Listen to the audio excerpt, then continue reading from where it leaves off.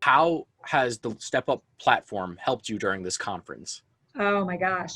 So one of the big challenges is you saw it, Max. We've got like over 100 different sessions, and many of those, I mean, the feedback we got was that the content was incredible for our conference, better than anything that they had seen in the past year. And not just better than, that seems really kind of snooty. That's not what I mean, but the volume and quality was outstanding. And so when you think about the volume of it, it can be kind of daunting to say, okay, now, I had to pick 12 different things over the course of 4 days. I want to go back and see the other, 100 things that I missed. How do I cull through that in a timely fashion? And that's really where, as we engaged with you, we saw the light bulb really went off, that many of our members still have a focus. Maybe it's social entrepreneurship, or maybe it's creative arts, or etc.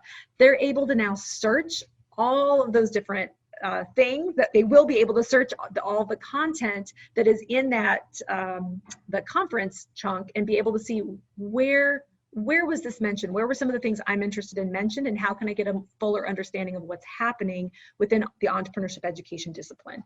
It's just powerful, powerful stuff. And they can continue to do that as their research or their teaching changes over the next year or two. Again, powerful.